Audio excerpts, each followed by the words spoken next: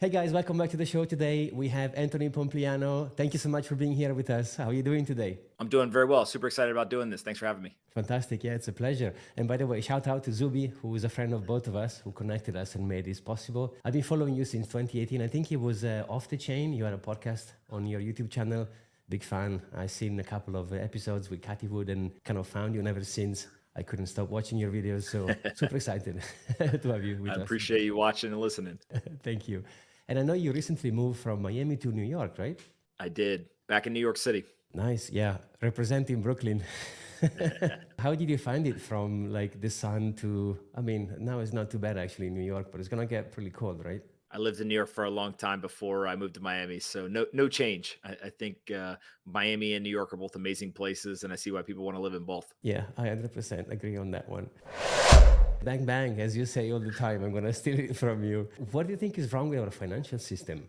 There's a lot of things maybe that could be done better. There's always pluses and minuses to decisions that get made. And I think one of the key components of folks who critique the system is they don't understand the trade-offs. And so usually when these decisions get made that people may yell and scream about externally, if you look at why they're being made, it makes sense, but you can still disagree with it. And so a great example of it is the national debt. It's very easy to yell and scream. I do it all the time, about $33 trillion in national debt.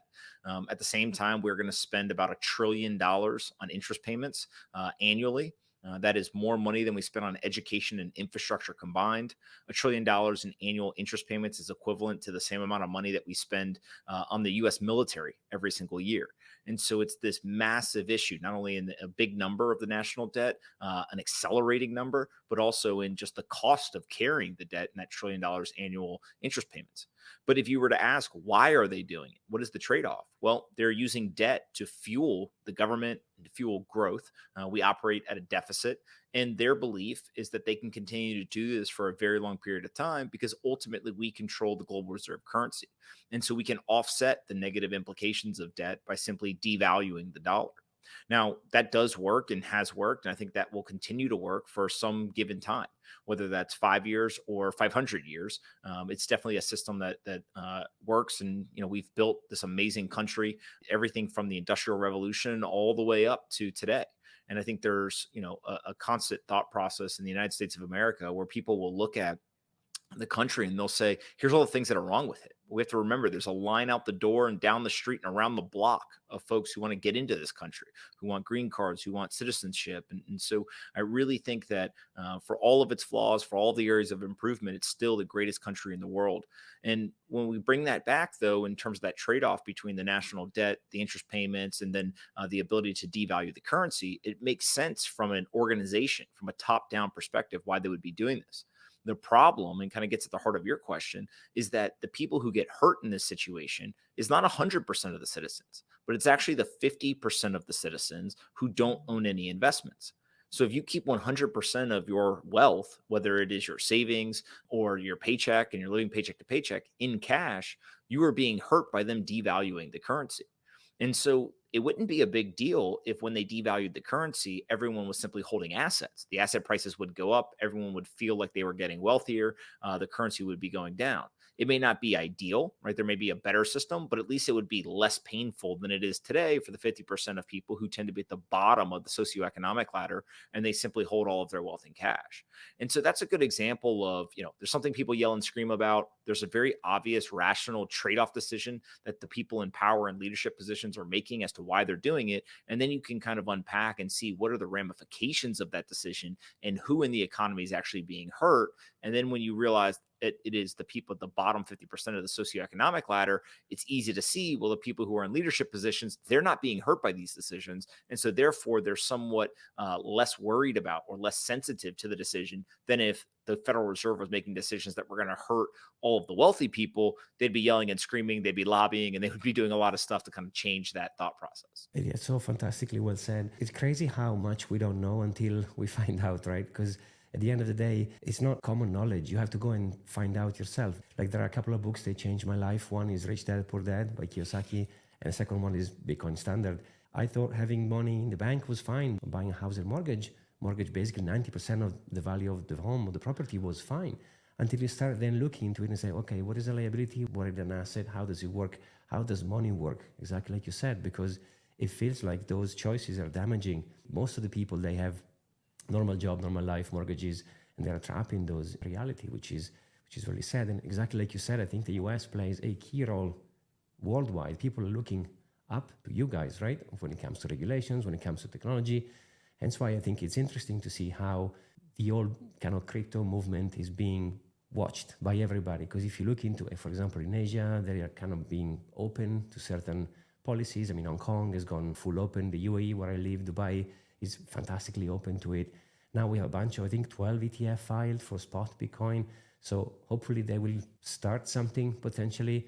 I don't think the US is going to be bearish in the long term. It's not going to be a smart move, but they will take their time. I mean, what's your view on what's happening next in the US when it comes to crypto? Look, I think that the regulator's perspective is that there is nothing next when it comes to regulation. They say, look, we've had securities laws since the 30s. Those security laws still apply to financial assets today. They believe that a portion, not all, but a portion of crypto assets fall outside of where the rules say you have to be. And the people who are out of bounds should be brought in bounds or be punished. And really, it's not so much, there's uncertainty in the regulatory kind of perspective. The regulators are being very clear about what they think. There is some disagreement inside of the regulatory organizations, but for the most part, the regulatory bodies have kind of these public stances that are well known. The uncertainty is that the market participants, the industry participants, they disagree and they believe that the rules are being applied incorrectly or the rules don't fit these new assets. And so the uncertainty is less about what do the regulators think. It's more about will the regulators end up having their way or will the market participants be able to convince the regulators to change some of the rules or apply them differently? And so in the United States, I think that's really the question is will the regulators' viewpoint on this end up being kind of the way that these assets are treated, or will ultimately the regulators have to change some of the rules? I think that there is some people inside of these organizations that are sympathetic to that idea, but it requires a lot of work and you got to be thoughtful, right? Just changing the rule to change the rule doesn't necessarily mean you're going to make a better rule. You actually may do the opposite. You could be destructive and make a bad rule even worse. And so when we think about the assets that are kind of in question, I think is how it's going to play out. Is we're going to go to court, and I think the beauty of the American system is that both sides they're very intelligent, hardworking people who I genuinely think that they believe they're right and they're trying to do the thing they feel like is best. They're going to hire really pricey, high-powered lawyers. They're going to go into court. They're going to make their arguments, and a judge who, as part of the judicial system, is tasked with figuring out and playing referee. They're going to make a decision. Who do they agree with? Which argument do they feel like is more applicable or accurate? And so that's the beauty of America, right? Is that there is the ability to go into court. There's a lot of people celebrating within the kind of Bitcoin and cryptocurrency community right now because market participants have had a couple of wins in court. That's great. That's very healthy. It's amazing. And congratulations to the people who have been in the position to do that.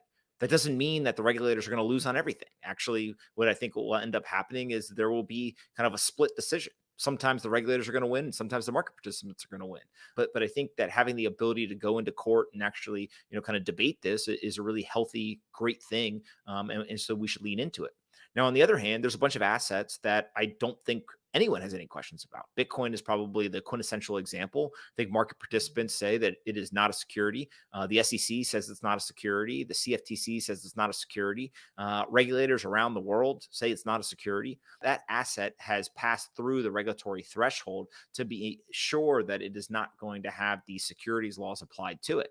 Now, there's other things that are still potentially overreaching or egregious. If you were to ask people within the Bitcoin community, they may say, okay, the security regulations is not something that we're going to have to deal with. Another obstacle, though, could be the way that it's treated from a tax perspective. If I go and I try to buy dinner with something that is a promise of an electronic peer-to-peer cash system, and I'm tasked as if I'm selling property, that's a pretty big problem, right? Now, all of a sudden, not only if I was to buy that dinner in cash and in physical US dollar cash, I could pay my sales tax and I could tip the person and I could pay for the bill. But if I buy it with Bitcoin, I have to pay the bill, tip, I have to pay my sales tax, and now I have to pay capital gains tax on the asset that I'm using to make the purchase. And so that is something that, is kind of a friction point. And again, it falls into a regulatory kind of barrier or a regulatory umbrella that isn't necessarily just securities law, but it's something that, whether it's through a de minimis exemption or some other sort of, reform or another way to apply rules coming from the IRS and other types of, tax organizations, could have a tailwind to adoption and usage. But again, just because people in the market want that doesn't mean they're going to get it. And I think that's really kind of the future of this is we've gone from, a very binary black and white, good or bad. Is this going to work? Is this not going to work? To now we're in the nitty gritty details. And a lot of times the details, they're not so, interesting for Twitter or for the internet and social media. Instead, people just want to say, regulator bad and, market good. Sometimes that's true. Other times it's not true. And so when we get into these nuanced, kind of detail oriented discussions and debates, I really think that people should take the time to understand them because we got to make sure we get it right for the next 50 to 100 years and lay the foundation for brand new innovation and technology in this country. Yeah, I completely agree. It's always like a tango, right? And the truth is always in the middle, as they say. So I agree with you. From my perspective, I think the win is the fact that they are discussing it. Exactly like you said. Someone has won a short-term whatever battle. The war is still there.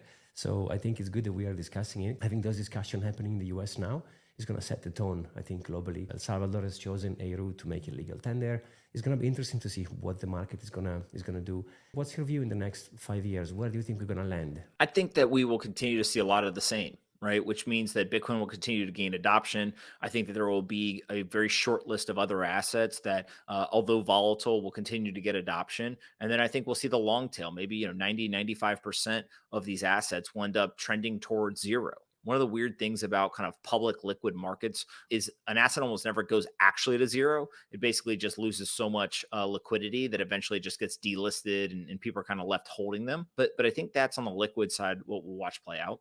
I think that there's a lot of folks who will continue to build out equity-based companies. So not, digital assets, but the companies that will be able to buy, sell, store, transact, and support those liquid assets. And then I think you're also going to start to see kind of a rise of an integration between this brand new world of Bitcoin and crypto and blockchain technology with what I'll call kind of the traditional system.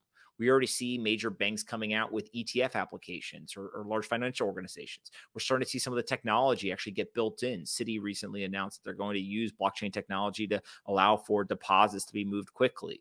But I think you're also going to start to see it seep into other companies as well. And one of the things that I think the industry has to be very careful of is, you don't want to celebrate kind of the adoption by the incumbents too much if you tend to be more on the disruption side and kind of libertarian political views and kind of really believe that this thing could drastically revolutionize the world.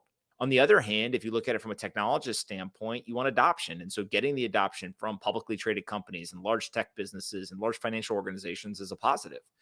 As an investor, what you actually want is adoption as well, right? You want to be contrarian and right, but being contrarian early means you're doing something different than everyone else. To be right, you have to get market validation. Everyone's got to eventually come to the consensus that you were right. You just were early. And so you do need that adoption. It's not enough just to have the adoption of individuals. You eventually want to get full adoption from both companies, financial organizations, nation states, and other large organizations. And so I tend to think that, that's been the story over the last 3 or 4 years is exactly what I just laid out. Now what we need is time to continue and more people to take the time to actually understand this stuff. I always go back to this idea that anyone who is 14 years old or younger, anywhere in the world, they do not know a life without Bitcoin. Similar to me, if I was to go talk to someone who is 70, they would tell you, I remember when the United States went off the gold standard and fiat was created. They were there for the creation of fiat currency. I'm not 70, right? I was born in the 80s, not in the 70s. And so I actually don't remember that. My entire life, the dollar in its current state was the dollar. I don't know a different world. And so, of course, that is the thing we're all going to use. I think that Bitcoin now is going to benefit as more and more time kind of expires. We're going to watch more and more people grow up and just say, like, of course, Bitcoin's a thing. My entire life, it's been here. Why would I not want to hold some of it in an investment portfolio, use it in terms of transactions, et cetera. And so I think that's kind of where we're headed. And it really just requires more time to continue to kind of play out in order for us to really reap the benefits of it. Sometimes I talk to people, they grow up without internet, like my friends, and they fail to understand. What do you mean there was no Google? Yeah, no, there was no Google, man. There was like map and people. You used to stop for direction. Excuse me, where do I find this road? How do I get there? It's a very different space. But exactly like you said, now there is 14 years old, they know exactly what it is. And I agree with you. I think the future is digital. So of course, Bitcoin is going to play a fundamental part. What's your view on the halving? Well, the halving is among us. It's going to happen next year in April, more or less. Do you see it's going to have an impact still? Because most of the Bitcoins have been in circulation anyways. Yeah, so I think you have to really approach this from a first principle standpoint. And what that means is anytime something happens in the market is going to have an impact. It could be a positive impact or a negative impact. There are some people who argue the opposite, and they'll kind of be believers of the efficient market hypothesis, which is if everyone has a piece of information and they fully understand it, then they will be able to actually find equilibrium in the market. Well, that's just fundamentally not true. If that was true, then we wouldn't have inefficient markets where there was opportunity to generate any sort of alpha in your investment strategy, if everyone kind of thought the same thing. And so I think that the halving definitely matters. It's this major event. It does have a kind of a supply shock to it. It cuts, the amount of Bitcoin that comes into circulation in half on a daily basis. What the impact is highly debatable, and really the answer to that question comes down to what's your timeline, right? What is the time frame in which you're analyzing it? If you go back to a number of the last few halvings, it does not go, the halving occurs, the next day Bitcoin goes up 100%.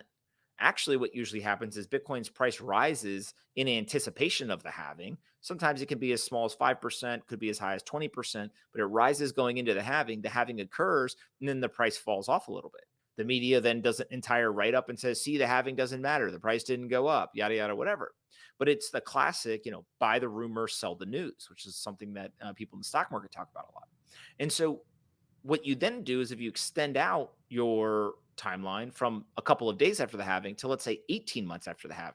Well, every single time the halving has occurred in the past, within 18 months, there's been hundreds of percent of price appreciation. That does not mean that for sure it's going to happen in the future, but it is likely, in my opinion, that we will see a significant price appreciation, which could be measured in tens of percent or hundreds of percent within 18 months of the halving, because ultimately what you are doing is you are keeping demand constant, even if nothing else happens. The demand for Bitcoin stays constant, but you just cut the actual incoming supply by 50%. And so the price has to move up over time in order to accommodate that continued persistent demand. Now, usually what has happened in the last couple of halvings, and definitely in the last one being the best example, is that the halving occurred around the exact same time that there was a shock to the demand side as well.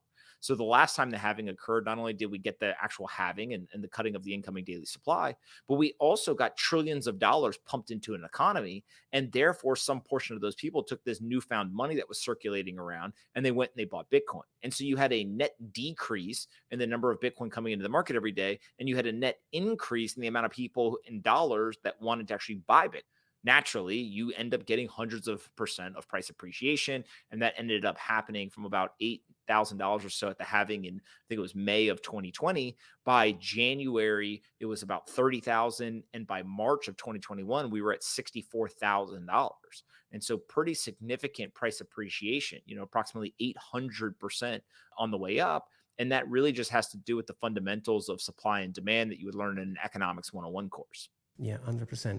And I think the elections are among us. They are coming in the US, and it's fascinating to see there are actually a bunch of candidates. They are actually pro Bitcoin, which I've never seen before. I think that politicians around the world, at least the smart ones, they realize that it is not about kind of coming up with your own ideas in terms of what is successful and what a government should do. You really are there to serve as the kind of point person, right? As the representative for the population in which you are entrusted to be the leader of. And so what a lot of these politicians are starting to understand is whether they like it or not, young people, people who tend to be technology native or tech savvy, they are very interested in this technology and they would like to see this technology be successful. And so, whenever you get that type of situation, the smart politicians say, okay, Well, my views need to reflect my constituency. And I think that's why here in the United States, on both sides of the aisle, both Republicans and Democrats, all the way from the presidential candidates, all the way down through the Senate and Congress, and even to the local level or state level of politics, you're seeing more and more people become sympathetic or even become proponents of the technology. And a lot of it is around Bitcoin or Bitcoin mining, but it's even going into some of the other assets or other technologies in this industry. And the reason they're doing that is because their constituency is either suggesting it or in some cases even demanding it. And I think that that's an advantage that kind of the internet native generation has is they're able to make noise and get their voice heard. And so whenever they do that, politicians do listen, even if it takes them a little bit to kind of wise up to it. Now, if you then expand that out across the entire world, what you find is that there's this global race. There's a lot of countries, a lot of sovereign wealth funds, a lot of different politicians who realize, wait a second, either my local currency is at risk, it's already failed, or I'm actually hooked up to the US dollar system where they're making decisions about the dollar that don't necessarily reflect what we need in our economy. And so, what, regardless of which one of those situations you're in, you start to say to yourself, I need to hedge. Most of them are not yet ready to drop whatever the currency is that they use on a day to day basis, but they want some sort of hedge. And when they hear that it is a finite asset, then they say to themselves, well, I may want to get some of those. I may want to be involved in that. Because if at any point there's this global arms race and people say, hey, we need to go get Bitcoin, you don't want to be the country that doesn't have the money to go buy whatever Bitcoin is out there. And so countries also have this very interesting potential advantage. Many of them can print their own money. And so, if a country was intelligent enough to understand the value of Bitcoin and say, whether we think this is going to be successful or not, we agree that a good strategy would be to own some of it. Then, in that scenario, what they could do is they could basically print their own native currency and convert it into Bitcoin and then just wait. And it would be the perfect insurance or the perfect hedge against any sort of issues with their local currency. That, though, would suggest to people in the citizenship maybe the government or the central bank has lost all sorts of confidence in their own currency.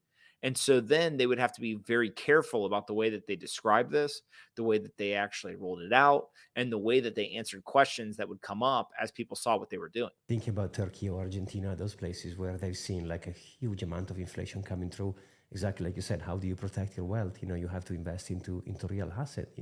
And where do you see gold? Because I mean, historically speaking, that has been like kind of the store of value by default. But I believe like you, the future is digital. So where do you see gold and Bitcoin? I think whatever happens with Bitcoin will also happen with gold, just on a smaller scale, and vice versa.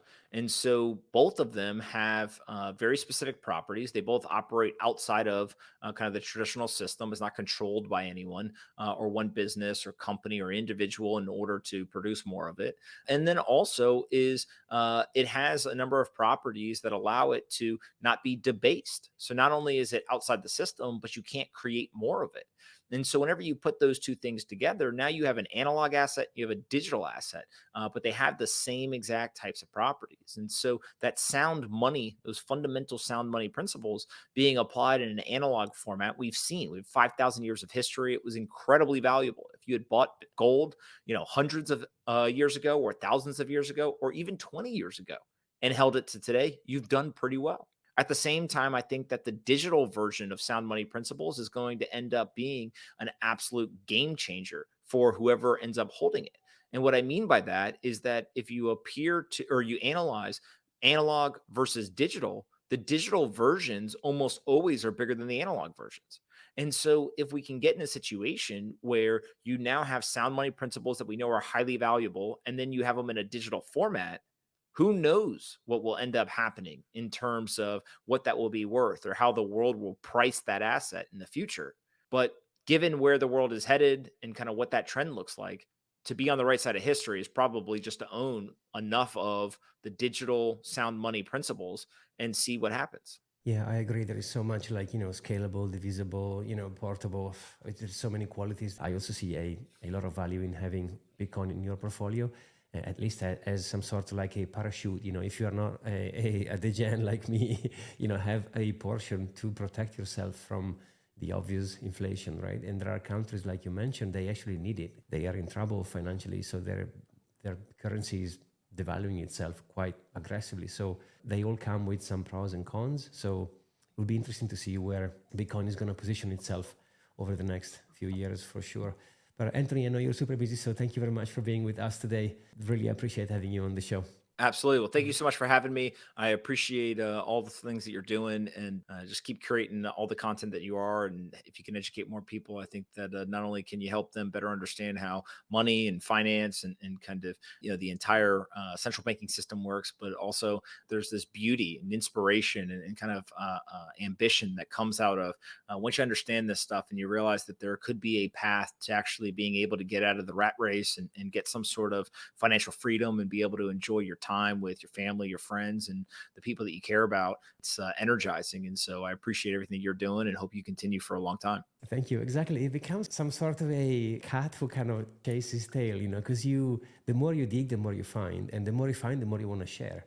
And it's just like, exactly like you said, it's fascinating. Say, oh, I didn't know this. I didn't know that. Oh, I have to tell someone. I have to help someone, at the end of the day. But, the whole thing begins by trying to free yourself, exactly like you said. But the most beautiful part, for me, is the sharing, for sure. Thank you so much, Anthony. All right. Thank you.